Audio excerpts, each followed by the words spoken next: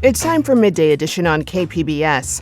On today's show, we're checking in on policies to address homelessness and how effective they've been. I'm Jade Hindman with conversations that keep you informed, inspired, and engaged.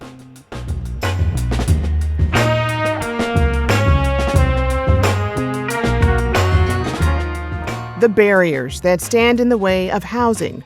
There are not shelter beds available. There are not drug and alcohol treatment beds available. Those programs exist in super limited quantities, and they all operate at full capacity. We'll talk with service providers across San Diego County to find out what their needs are. That's ahead on Midday Edition.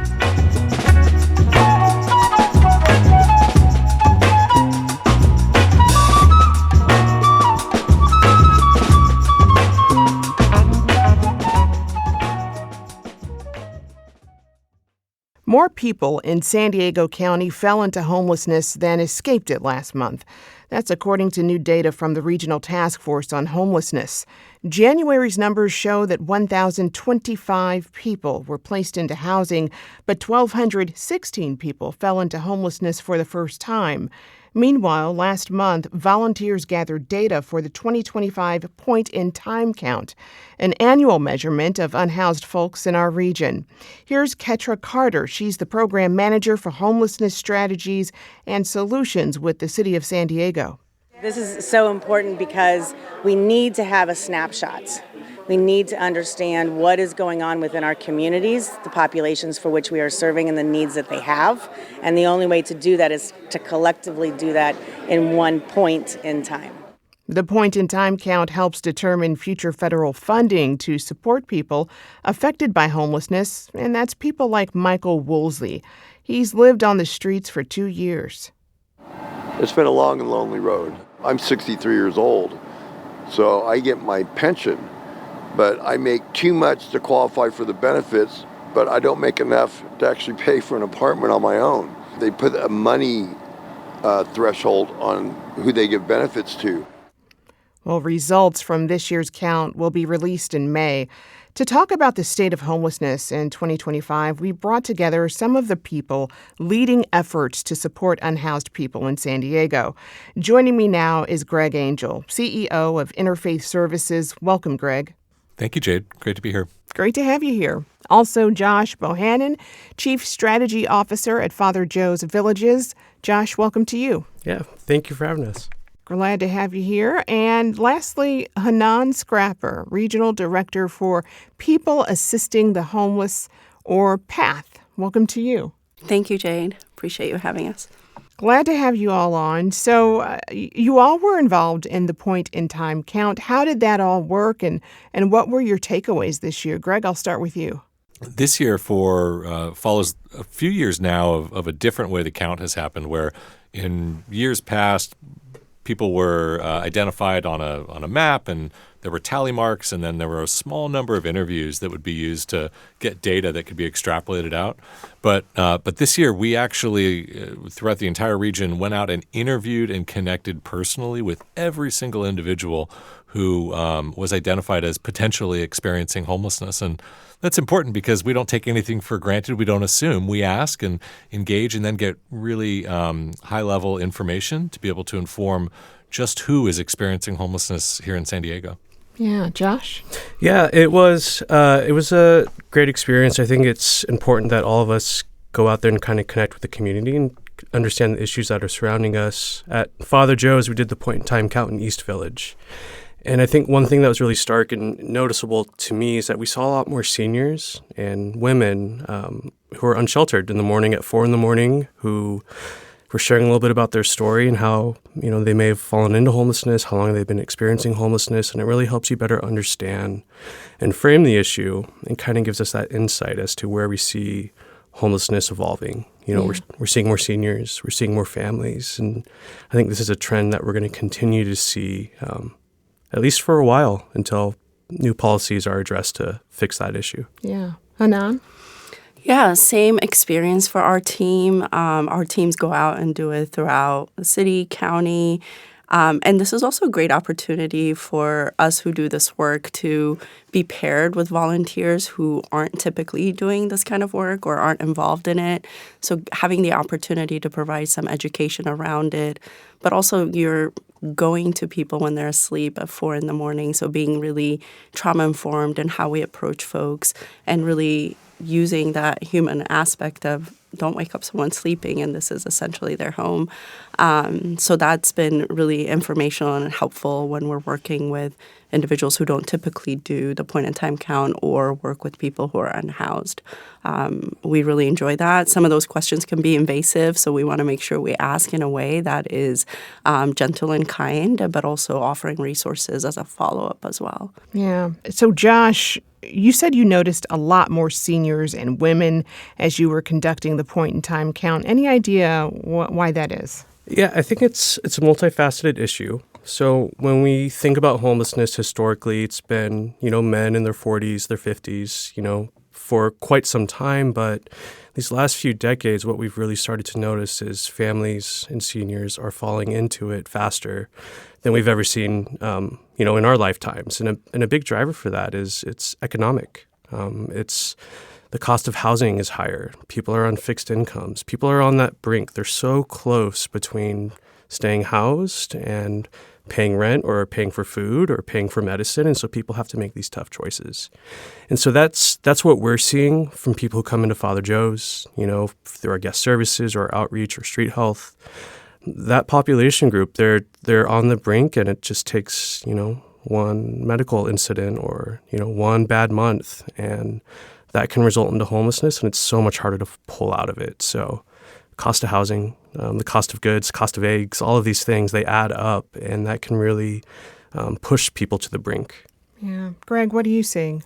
We've seen a significant increase in family homelessness. We created the only low-barrier shelter for families in North San Diego County. We primarily work in North County. We opened that last year because we saw such an increase coming.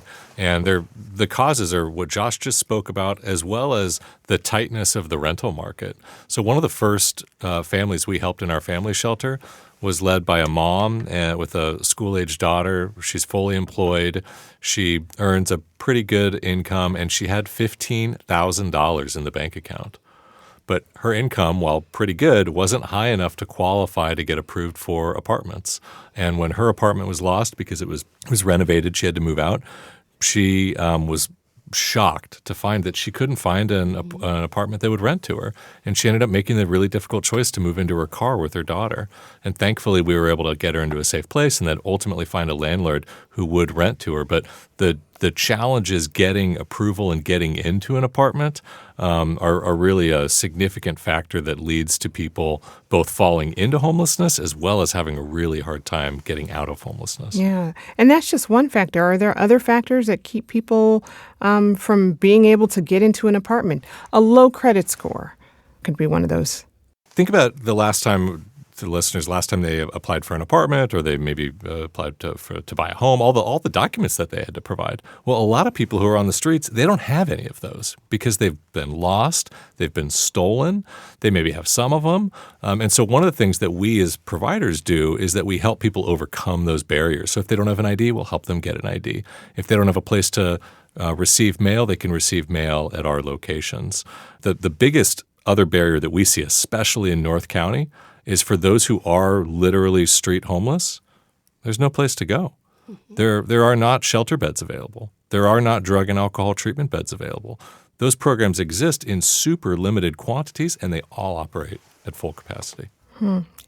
And Hanan, Greg just mentioned a couple of factors, but what do you see as major factors that push people into homelessness?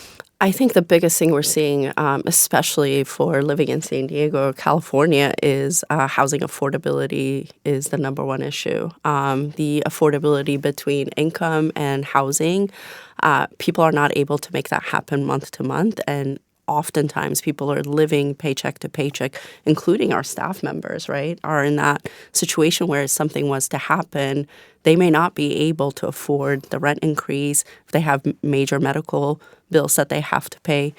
So we've seen that to be the cause oftentimes. But the other thing, too, is, for example, the county has the shallow subsidy program for seniors. It's intended to bridge that housing affordability and income, because you have seniors on fixed income who are not able to make ends meet if their rent goes up even by $100. So those are some factors we need to consider. And the other aspect to it is when you're trying to get back into like the family story you just shared, getting back into housing, oftentimes you need at least double deposit. You need to show 2 times the income towards the rent. You have to have several thousands of dollars ready to pay in order to get into apartments, and people just don't have that readily available. Most people who live in San Diego don't have that. So that is a huge issue. Another aspect that Greg touched on is lack of shelter beds, lack of treatment or detox beds is critical, because people are interested in accessing shelter beds. People are interested in receiving treatment, but we just don't have the beds to get them into that same day when people are ready to make that change. So we're seeing that to be a huge gap in our system right now. Josh, anything to add to that? No, I think they all really cover a lot of the main points. We have people in our shelter who have 2 jobs, right? They've been saving their money. And even if you've taken all of those steps, maybe your credit's not an issue, maybe you have your documents, maybe you have the deposit ready, it's still very competitive, right? Mm-hmm. So they're not only just competing through harder circumstances to gain these things, but they're also competing against a large swath of people. I mean, the vacancy rate for apartments, for every apartment that comes up, you have scores of people who are also competing for that same spot. So that's a real challenge. It's not that a lot of these individuals aren't making steps to move themselves out of homelessness. It's just that the cards are stacked up so highly against them in very difficult situations. And even if they do make it there, they're still competing just like anyone else. And it's a challenge for a lot of people. Yeah. Well, and that leads me to ask you all then just about, affordable housing, affordable apartments. When I first got here in 2018, I remember high-rise apartments going up in downtown San Diego, and they were primarily luxury apartments, and vacancy was high. There weren't too many people living in them. What are your thoughts on that, on having more affordable places for folks to live? Like in that situation, you had a bunch of empty apartments, but they were luxury. Well, at Father Joe's, we're an affordable housing developer. So we've built 1,000 units. We have about 500 more units that we're going to be bringing on the pipeline. They're all 100% affordable.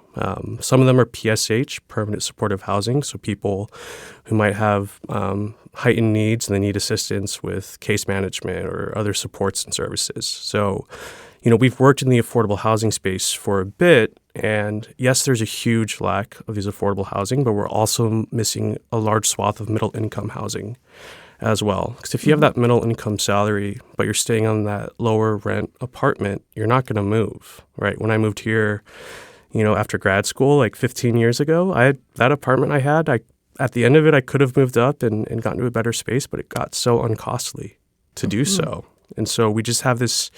We need housing, I think, across the spectrum. The middle-income housing is a huge barrier that's being missed, and we have people who are staying in a housing unit that just, is so expensive for what we imagine affordable would be. So we can build all the affordable housing with these affordable housing programs and developments, but we're not going to be able to meet that need just by focusing on that. We need to build housing in general across the whole spectrum for everyone. We're seeing people staying in shelters longer because we don't have housing options for them. So we're seeing on average for us, like close to 200 days, people are staying in shelters because they're really waiting through the coordinated entry system to be matched to a unit because they can't really afford on their own to move out. And just affordable housing properties have wait lists that people aren't able to get into easily. So not having enough housing has significant impacts in the system. Well, so I want to dig into the ways that our state and local governments try to address some of these issues, San Diego bans encampments in public areas when shelter space is available. But we're not alone. Cities across the country have restrictions on sleeping outside. NPR reports those restrictions have significantly expanded since the Supreme Court made it easier to crack down on homelessness last year. So tell me, how do these camping rules, for example, impact your work? Greg, I'll start with you. Encampment bans and rules against people being able to sleep in different parts of cities outside, they result in people getting moved around. And so people may have to be forcibly moved. They may have their belongings taken, or they may lose their belongings. And what that does is it moves somebody who's already in a state of survival, somebody who's on the streets, who's like literally sleeping on a sidewalk. They're in survival mode. It moves them from survival to panic. And it lowers their level of willingness or trust to engage with people like from our organizations who are reaching out and working with them to try to help them overcome those situations. So it makes it much more challenging. We've seen individuals be motivated by those encampment bans to access services. We've also seen people just move from one place to another. And encampment bans on their own don't solve or reduce homelessness. Only housing and services do that. Josh, is that something you've experienced too? Yeah, and I don't think we're the only providers, in San Diego or in the nation that are starting to experience this. Our outreach teams, our street health team, which is a mobile health clinic that drives out to encampments, a big part of what we do is build trust with people who are experiencing homelessness, who are unsheltered, who are sleeping on our streets, and that takes time to develop. But through the encampment bans, when people move from maybe one street to another, they're not in their regular location. We're trying to establish that trust and show up every day. Maybe we're helping people have their blood pressure medication, or help them find shelter or housing, and that happens through these conversations. And so as providers, I think we've all had to get a little bit more creative in how we respond to the encampment ban. I mean, laws change, policies change, but the work we do is not going to change. We'll just adapt to the situation that we're being provided. And so with the encampment ban, that's just required us to be a bit more creative, right? We drive a little bit further to find folk and help them get the services and supports they need, because it's critical. We can't lose that touch point, right? And so I think as providers, that's, to me, a primary concern, is that people will lose trust in us. They'll lose access to the supports and services and the dignity that they deserve. And that's a big focus, I think, for all of us in addressing the encampment ban, as we just keep moving forward. Mm-hmm. I think it's important to understand that people who are living on the streets, they're in that community for a reason, and it's usually they're from that community, their families in that community, they work in that community, they have a connection there. And the connection is not to the service provider who provides a hot meal, right? They're there for a different reason. And so when encampment bans or other enforcement mechanisms require them to move, you're often taking people away from their support system. And that just makes them more vulnerable, and it also is going to likely prolong their homelessness. So, at Interfaith Community Services, we don't want anyone sleeping on the street, right? And so when we say we're against encampment bans, we don't say we're for camping on the streets. We just don't think they're an effective mechanism to actually get people off the streets, and that we need to build the relationships that you were talking about, Josh, to get connection to those services. Hanan, what do you think? I mean, and where do you think resources could be better used? Yeah, I mean, I agree with both what Greg and Josh have said. I think we can all also agree that people shouldn't be sleeping on the streets, right? We don't agree with anyone being unhoused or sleeping in places not meant for human habitation. But we also know that criminalizing homelessness does not work. We need the resources, right? Like, part of the reason we do our outreach efforts in the way that we do, using neighborhood-based outreach, is those individuals experiencing homelessness in those particular communities, they are from those communities and they want to stay there. So we embed our outreach teams in those areas so they can get to know folks experiencing homelessness, but get to know people who live in that area, but also like the businesses, so that we can really develop that relationship and get them to a safe housing option. What we also, our outreach teams are not seeing people to be resistant to services. They are interested. They want to get into shelter beds. They want to get into treatment.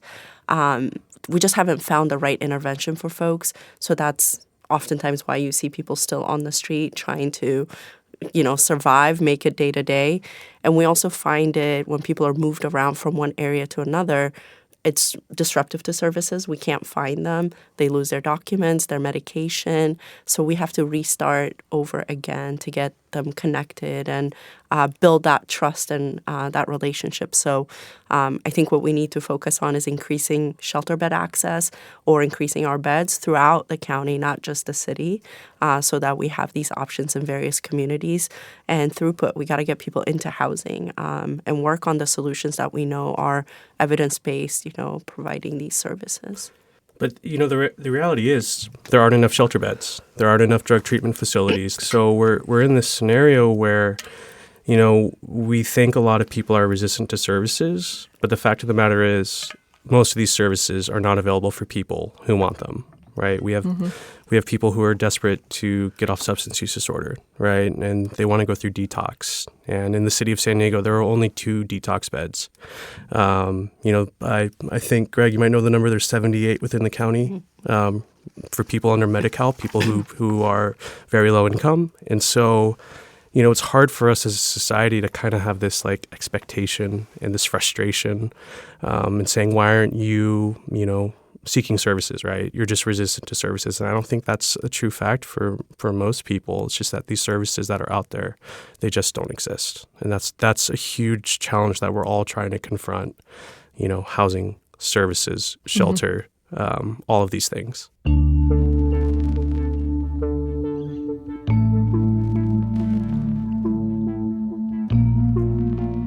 Coming up, why people need to reevaluate how they think about homelessness.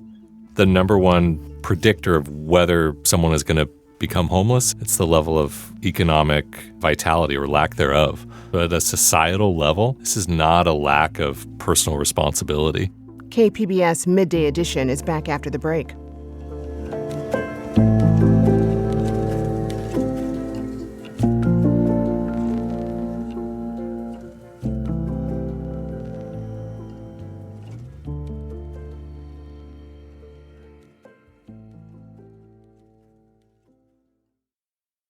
You're listening to KPBS Midday Edition. I'm your host, Jade Hindman.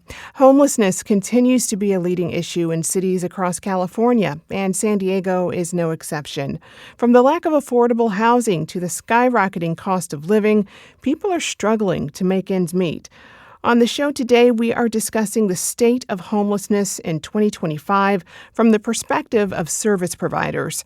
I'm speaking with Josh Bohannon, Chief Strategy Officer at Father Joe's Villages, also Hanan Scrapper, Regional Director for People Assisting the Homeless, or PATH, and Greg Angel, CEO of Interfaith Services. I want to, for just a moment, circle back to policy and the encampment bans. Being able to have access to people is so important, as you've all said. Do the encampment bans push people further out to more remote areas? Is that anything that you all have had to contend with? Yeah, we've seen some folks that are going to the riverbeds, the canyons, and underpass like freeway areas, which could be dangerous and which also makes it harder for them to access these services. So our team is, always out there trying to provide education, but get them out of those dangerous situations and into the resources, or even getting them into safe sleeping to get those services and get their basic human needs met. So being really informed, our teams being aware of where people are. And the homeless community is a community, and they will let us know if they haven't seen someone in a couple of days or where they are. And so being able to find them and make sure they're safe and they're okay is really important to that work. Mm-hmm. With people sort of moving out to more remote areas, some of the recent wildfires were traced back to homeless encampments. What are your thoughts on that? Do you think that putting that narrative out there is an accurate narrative, or does it feel like we're scapegoating another issue here? I think it's important not to blame people who are experiencing homelessness for being homeless. And some listeners may say, well, that's a bunch of crap. Person needs to try harder, do harder, this or that. The number one predictor of whether someone is going to become homeless is the community they live in. It's the level of economic vitality or lack thereof that is the best indicator of who's going to fall into homelessness. So at a societal level, this is not a lack of personal responsibility. We see higher rates of unsheltered homelessness in our community because we have higher cost of living and really low vacancy in the rental market, like we were talking about before. There's empirical data that shows those are the two factors that indicate high rates of unsheltered homelessness. The community with the highest rate of opioid drug addiction is West Virginia. Super low rate of homelessness. Why? It's a little bit more affordable there. You can get by. So just at its top level, like we have to stop blaming people for being in that situation. It doesn't mean personal actions don't lead to it happening. It happens every single day. People make decisions that lead to them becoming homeless. But at a societal level throughout San Diego County, it's not the fault of any one individual as to why we have so many people. So I hesitate to engage in a topic where people who are experiencing that are linked to something as devastating and as horrific as wildfires. But I do think it's clear that as we say it is illegal to be homeless, people are going to move to other areas that are going to be more rural. And when it's cold, people will take actions to be warm, and that could result in fires. So I do think it is something we definitely need to keep in mind as we look at these policies and the impact of those policies. Any other thoughts? Yeah, I agree. And I think also accidents happen in homes, right? Stoves and different types of fire starts in the home. So I also hesitate to blame people on the street or people trying to survive and stay warm to be the cause of starting these awful wildfires. We haven't seen that to be the case, and people are just really trying to make it day to day. So I agree. Yeah. Well, let me ask you guys this question, because in all of that, you are talking about, policy and how unaffordable housing is. How often are you all able to, when you get folks back on their feet, how often are they able to find employment that meets our cost of living here in San Diego?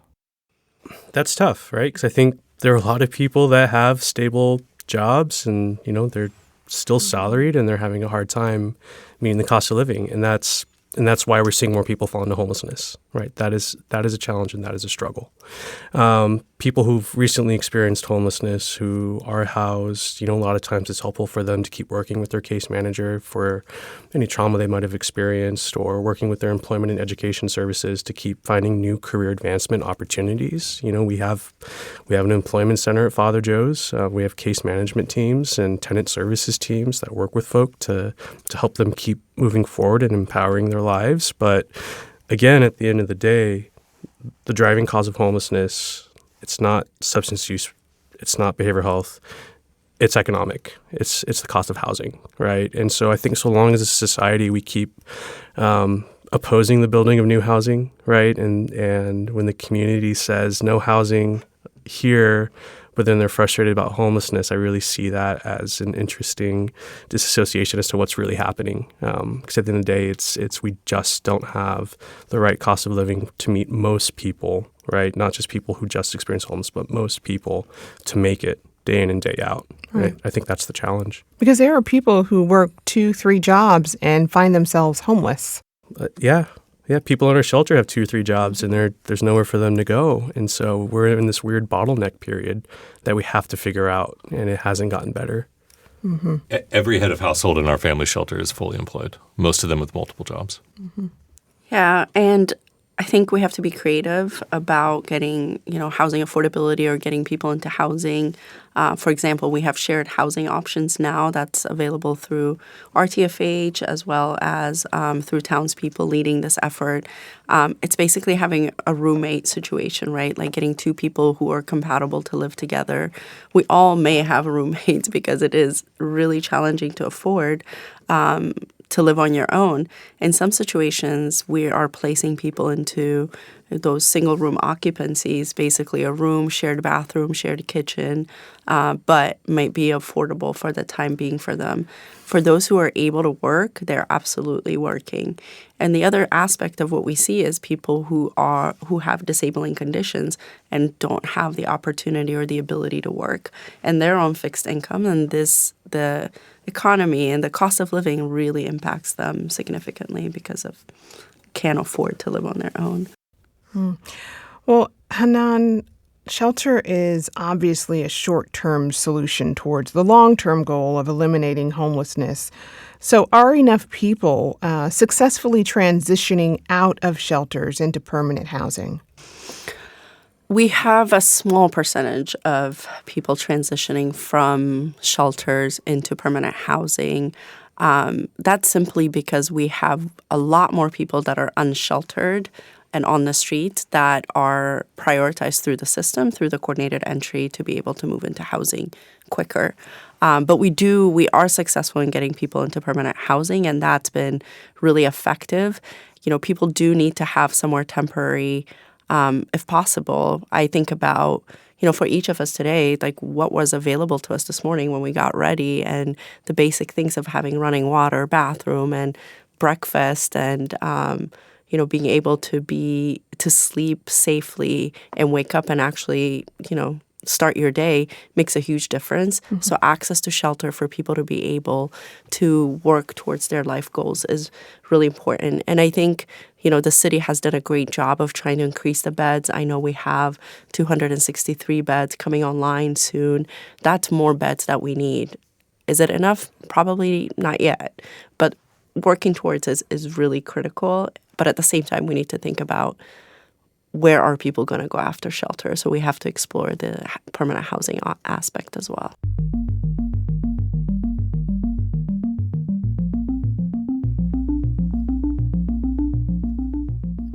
Coming up, the importance of preventing homelessness. The more we can do in keeping people in housing, reduce the inflow, it will help us with the outflow of getting people housed. KPBS Midday Edition is back after the break.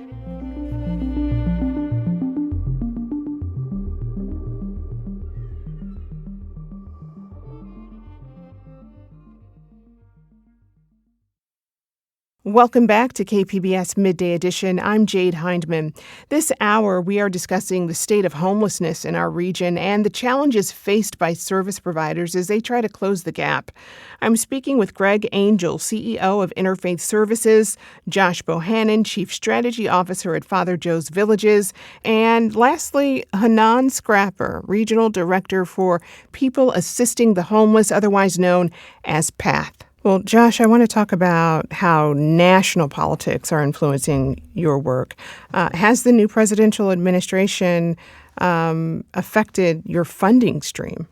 Yeah, I think right now, and we're not the only provider in this space, right? We receive a diversity of funding from the federal government and from the states and counties, which also receive funding from the federal government as well.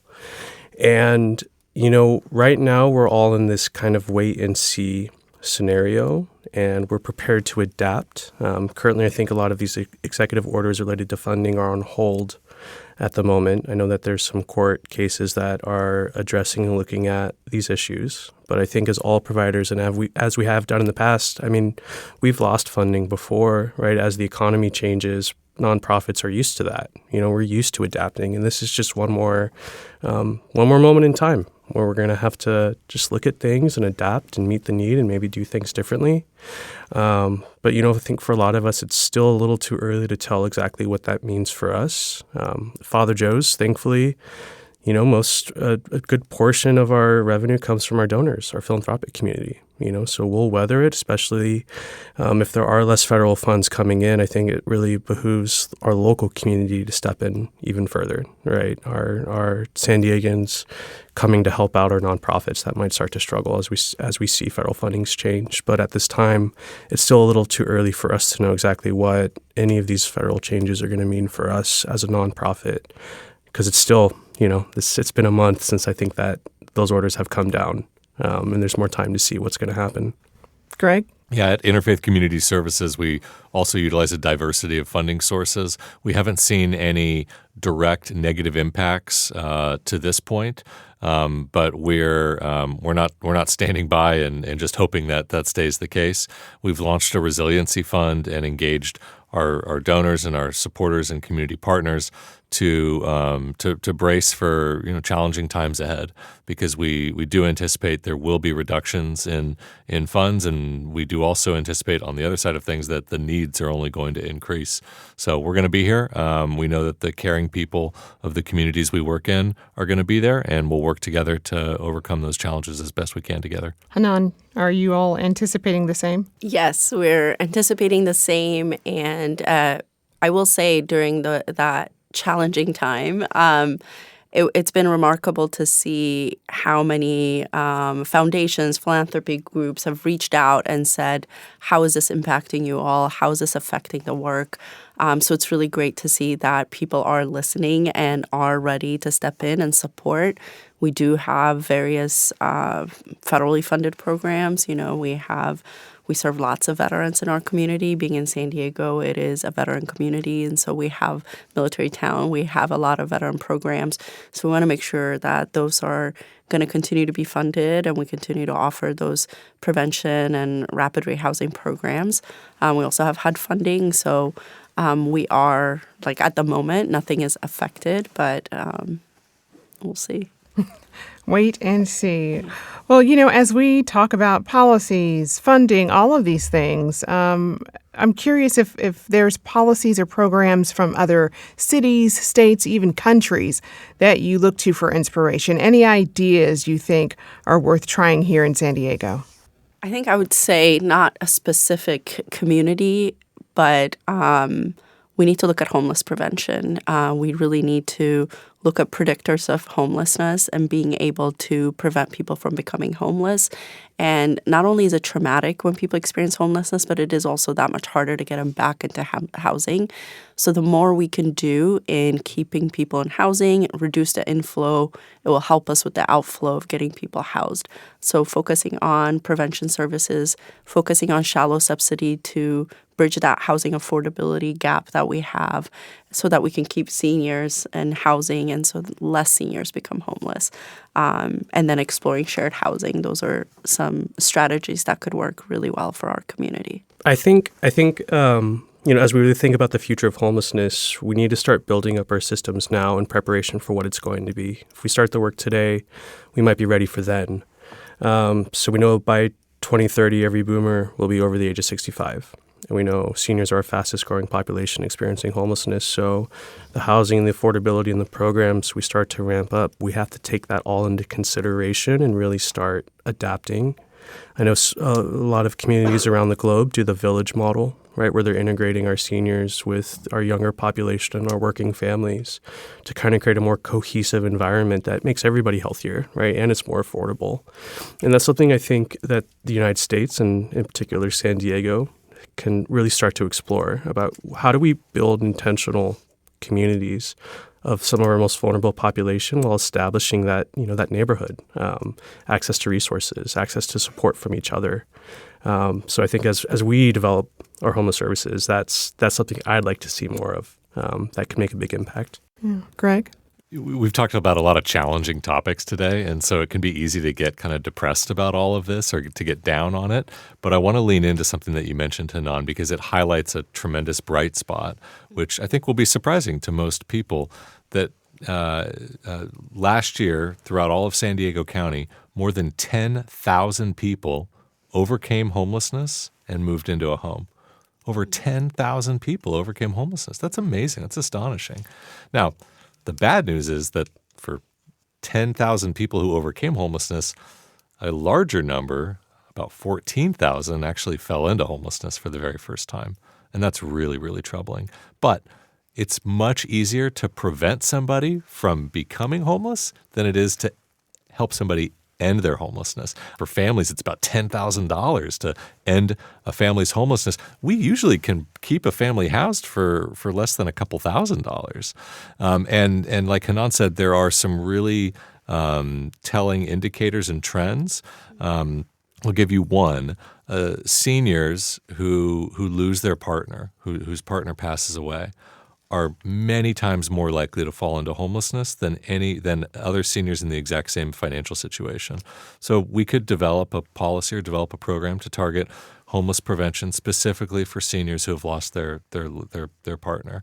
It would make a tremendous impact. There's a lot more we can do, but I think focusing on prevention, and then we'll be able to see better the benefits of providers and systems of care that, again, last year helped more than 10,000 people overcome homelessness. You all point to the need for affordable housing. And no, we can't build south. You can't build west. You can't build east because it's such a fire-prone area. How much help do you think it would be to actually add more affordable housing to the market? I mean, how much could we really actually do to fix this problem?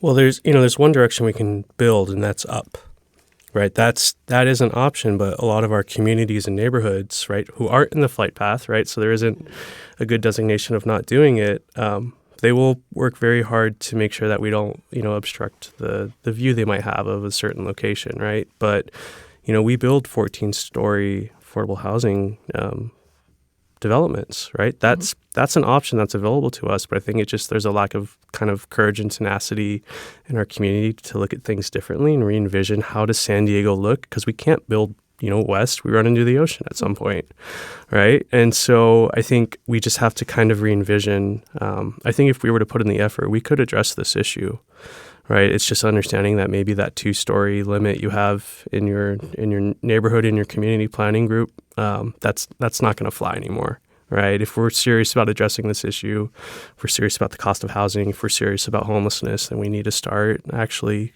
committing to these projects and building them. Mm-hmm. But we can do it. I know we can do it, and it seems daunting, but if we were to take the courage and effort, we can overcome this.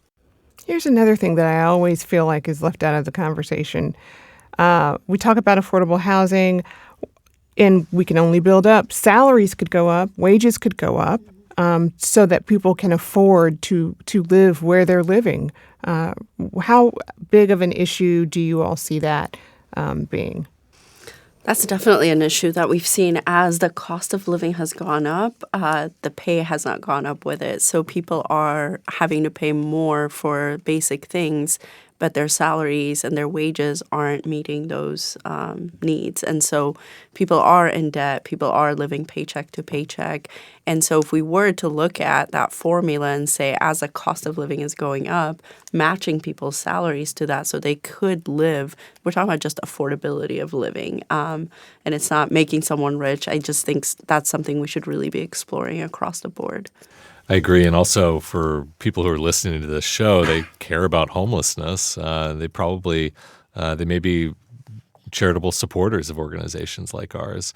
Support organizations that are paying livable wages to their entire workforces, because it's a huge need. And then I just want to echo or kind of go back to the question around housing and point to a success story in the city of San Marcos. San Marcos has per capita more affordable housing than any other city in North County. Guess what? Pretty low rate of homelessness. They've also developed an area called North City, right next to Cal State University San Marcos, where walkable urban environment is being created and is being intentionally built. And it does include some affordable units as well. It also is going to be attracting people who will be leaving their single-family homes.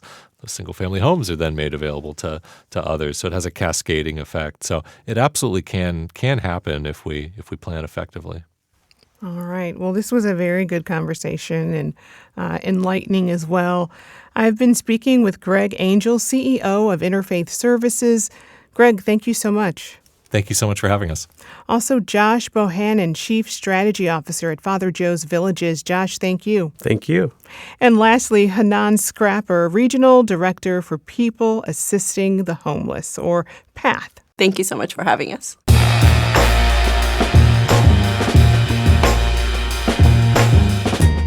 That's our show for today. I'm your host, Jade Hindman. Thanks for tuning in to Midday Edition. Be sure to have a great day on purpose, everyone.